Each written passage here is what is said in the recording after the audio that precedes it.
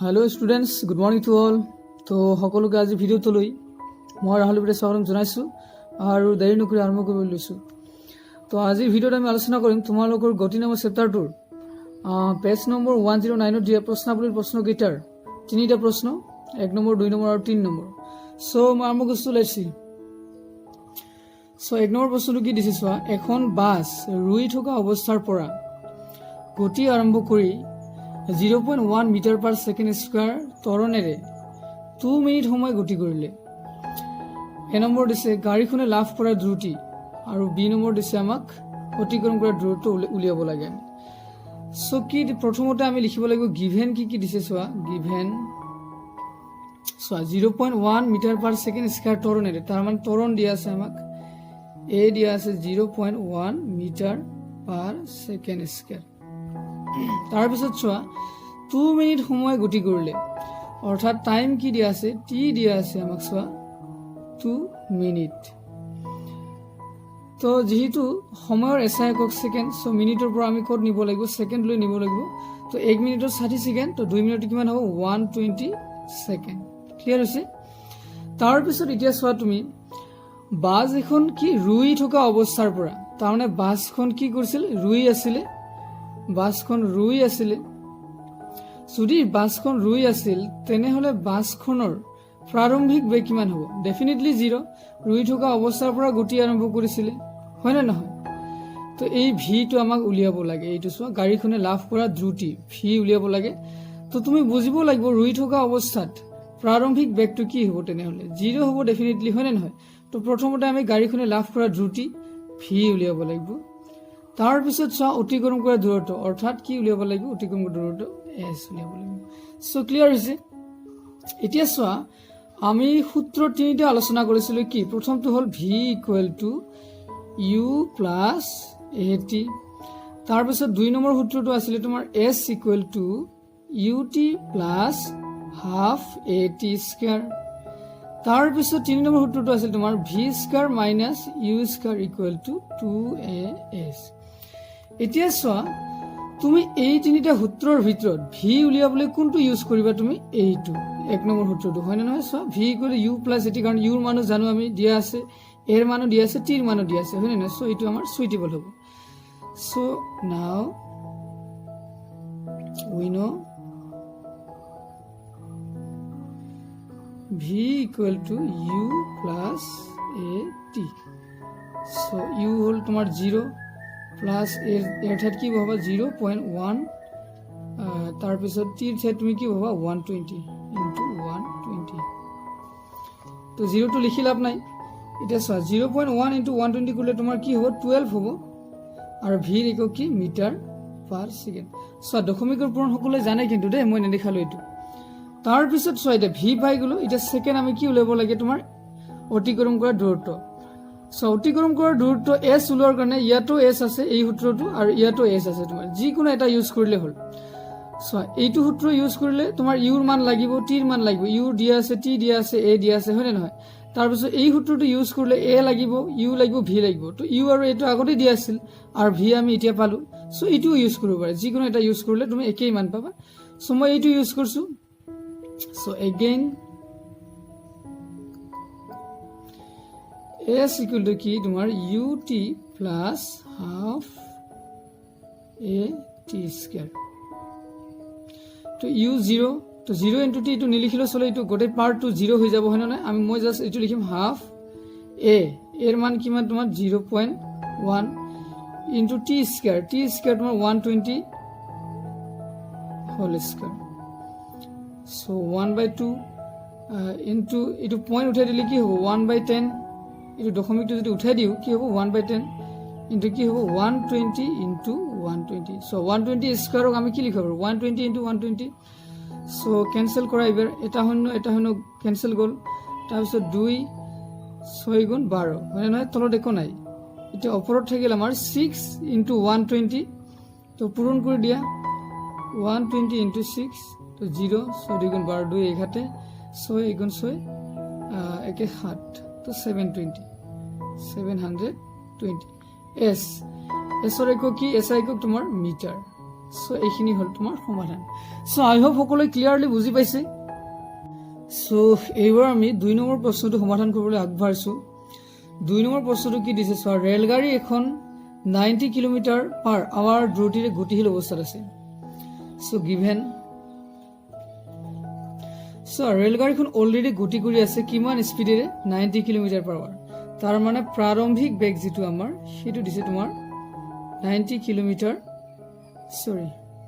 90 kilometre per hour এতিয়া চোৱা যেহেতু বেগৰ এসআই কো মিটাৰ পাৰ সেকেন্ড সো আমি প্ৰথমতে এইটো কোড নিব লাগিব মিটাৰ পাৰ সেকেন্ডলৈ নিব লাগিব সো এইটোক আমি কি লিখিব পাৰো 90 কিলোমিটাৰ ডিভাইডেড বাই h বুলি লিখিব পাৰো এতিয়া চোৱা তুমি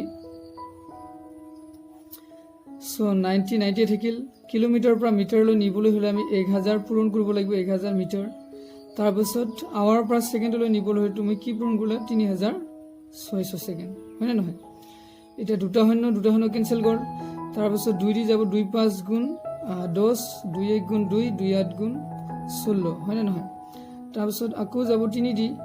3 6 গুণ 18 3 3 গুণ 9 3 0 গুণ 0 তাৰ পিছত 6 দি যাব 6 1 গুণ 6 6 5 গুণ 30 তো তলত একো নাবাছিল 1 বাছিলে হয় নহয় ওপৰত 5 into 5 তো 5 5 গুণ 25 মিটাৰ পাৰ সেকেন্ড সো প্ৰাৰম্ভিক বেগ পালো আমি কি 25 মিটাৰ পাৰ সেকেন্ড তাৰ পিছত এতিয়া চোৱা -0.5 মিটাৰ পাৰ সেকেন্ড স্কয়াৰ সুষম ত্বৰণ সৃষ্টি কৰি অৰ্থাৎ ত্বৰণ দিয়া আছে আমাৰ চোৱা ত্বৰণ এ দিয়া আছে তোমাৰ -0.5 metre per second square again চোৱা তাৰ পিছত সৃষ্টি হোৱাকৈ গাড়ীখনৰ ব্ৰেক প্ৰয়োগ কৰা হ'ল আচ্ছা ৰেল গাড়ীখন গৈ আছিল তোমাৰ ইমান স্পিডেৰে 25 মিটাৰ পাৰ সেকেন্ড হয় নহয় তো গাড়ীখনত কি কৰা হ'ল ব্ৰেক প্ৰয়োগ কৰা হ'ল তো ব্ৰেক প্ৰয়োগ কৰিলে ডেফিনেটলি গাড়ীখন ৰৈ যাব নে নাই তাৰ মানে কি অন্তিম বেগটো কি হৈ গল তোমাৰ 0 প্ৰাৰম্ভিক বেগটো তোমাৰ 25 মিটাৰ পাৰ সেকেন্ড স্কয়াৰ পালো আমি হয় না নহয় তাৰ পিছত ব্ৰেক প্ৰয়োগ কৰিল ব্ৰেক প্ৰয়োগ কৰাৰ পাছত গাড়ীখন ডেফিনেটলি ৰৈ যাব তো অৰ্থাৎ আমি লিখিব পাৰো যে অন্তিম বেগ v ইকুৱেল টু কি লিখিব পাৰো আমি 0 লিখিব পাৰো এতিয়া চোৱা কি উলিয়াব লাগে আমি ৰেল গাড়ীখন ৰোৱাৰ আগলৈকে কিমান দূৰ আগবাঢ়ি গল অৰ্থাৎ কি উলিয়াব লাগে আমি s এতিয়া চোৱা তুমি প্ৰথমতে সূত্ৰটো এনেকৈ সাইডত লিখি লবা কোনটো সূত্ৰ মানে সুইটেবল হ'ব চোৱা এইটো আমি 1 নম্বৰ সূত্ৰটো ইউজ কৰিব নোৱাৰো কাৰণ ইয়াত s নাই চোৱা 2 নম্বৰ আৰু 3 নম্বৰটো ইউজ কৰিব পাৰো বাট চোৱা 2 নম্বৰটো ইউজ কৰিবলৈ হলে তোমাৰ ইউৰ মান লাগিব আৰু টিৰ মান লাগিব এৰ মান লাগিব তো ইউৰ মান দিয়া আছে টিৰ মান দিয়া নাই এৰ মান দিয়া আছে সো গতিকে আমি এইটো ইউজ কৰিব নোৱাৰো তো কোনটো ইউজ কৰিব লাগিব আমি 3 নম্বৰ সূত্ৰটো okay then so now we know v square minus u square equal to কি 2s ওকে এতিয়া সো তো v square v মানে 0 তোমাৰ তো এটো 0 হৈ যাব নিলিখো মই minus u square u ৰ মান কি পালো আমি 25 so 25 square equal to 2 into a এর মান কি মান minus 0.5 তাহলে s to s থাকে এতিয়া সোয়া minus থাকিলে 25 স্কয়ার মানে কি 25 into 25 এতিয়া সোয়া এটা 2 into minus 0.5 যদি মই ইফালে পঠাই দিও কোড ডিভাইড হ'ব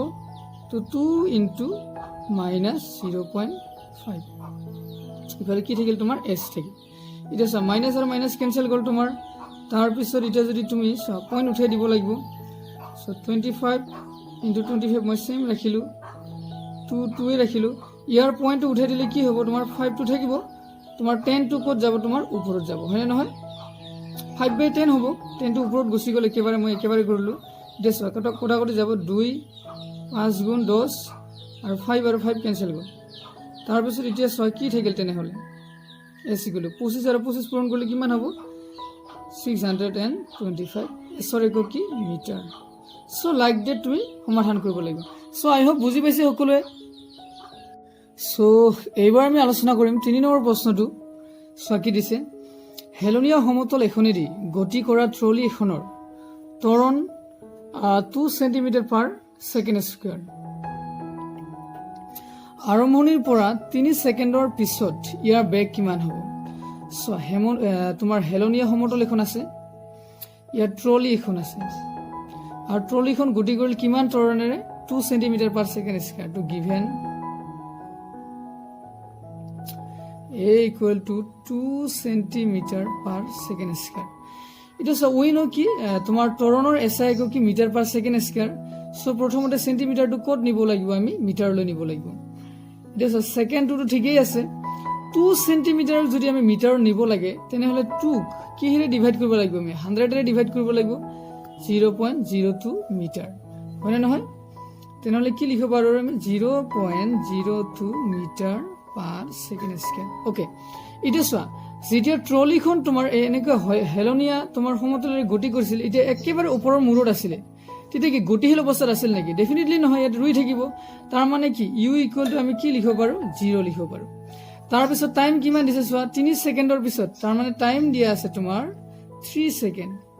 হয় না নহয় এটা আমাক কি উলিয়াব লাগে বেগ উলিয়াব লাগে v উলিয়াব লাগে v ইকুৱেল টু 1 এটা সোয়া সূত্ৰ তিনিটা মই ইয়াত লিখি লৈছো কোনটো ইউজ কৰিবা তুমি v equal u plus at ইটো ইউজ কৰিবলৈ হলে তোমাৰ কি লাগিব তোমাৰ u ৰ মান লাগিব আৰু a ৰ মান লাগিব আৰু t ৰ মান লাগিব সো u ৰ মানো দিয়া আছে a ৰ মানো দিয়া আছে t ৰ মানো দিয়া আছে সো গতিকে আমি ইটো আৰামত ইউজ কৰিব পাৰিম so we no v equal to u plus at so u 0 তো লিখি লাভ নাই কি হৈ গল তোমাৰ at সো a ৰ মান কিমান দিছে তোমাৰ 0.02 তাৰ পিছত ইনটু টি টিৰ মান কিমান দিছে তোমাৰ 3 সো পূৰণ কৰিলে হ'ব 3 2 গুণ 6 এটা শূন্য ইয়াতে পইণ্ট নহয় ইমান মিটাৰ পাৰ সেকেন্ড সো আই হোপ বুজি পাইছে সকলোৱে সো মই আজি ভিডিওটো এইখিনিতে সামৰিছো তোমালোক নোটছ কৰিবা প্ৰেক্টিছ কৰিবা so thank you all the best